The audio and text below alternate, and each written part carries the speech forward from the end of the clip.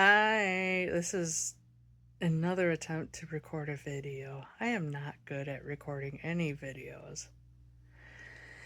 Anyway, I already started recording video earlier, like a few different clips, and then I just deleted it because I kept rambling. I'm going to try to ramble a little less, but you're already going to see a bunch of red ink on there. I'm just going to let you see the differences between 1 and 2 right off the bat, because when you're writing music, it's easy to kind of pretend that you know what you're doing, but to somebody that actually knows what they're doing, it's going to look random and incoherent. It's almost like speaking a language. So if I start butchering the English language, speaking badly, people hearing no good, and then you can hear that the grammar starts breaking down and it's harder for people to follow. Music is kind of a similar thing where people get accustomed to how things go together in a composition, and so they can hear when something sounds bad, but more so when they're trained musicians. And trained musicians have better ears, so they're gonna know at first glance, like anybody that could read sheet music, at first glance, they're gonna see that it's music, but in their own head, through the powers of ideation, they're gonna know it's not good. So let me show you what I mean. Okay, so I got two different versions here. Let me zoom in.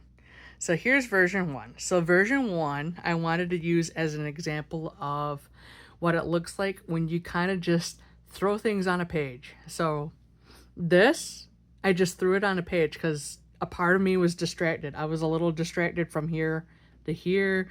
I was watching a YouTube video or listening to a YouTube video. So I was kind of just thinking, oh, we'll just throw everything down and it looks all right, because this is going to be used as a teaching moment is what my thinking was. All these little numbers, this is kind of how I jumped around the page. As you could see, all these different numbers indicated where I was looking. To the best of my ability, I was trying to show you what was going on as I was not sitting in a quiet setting like this. Like, it's quiet. Don't mind that garbage bag. But it's quiet. It is a quiet setting. I don't have anything going on in the background. I got those doors closed. It's just me and this piano. And in the middle of my sleep, like sometimes if I'm getting something spiritual happening, I fall asleep and have the most vivid visions or dreams that come to me as a result of that. So while I was asleep, well, my body was asleep, but I was looking at everything and analyzing it, mentally within my mind's eye. I heard this melody in my ear. Oh, wrong if I played the right notes. Sorry.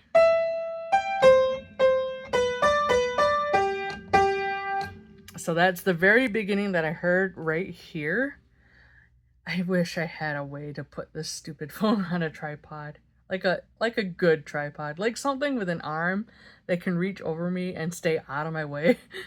But anyway, so that was the opening.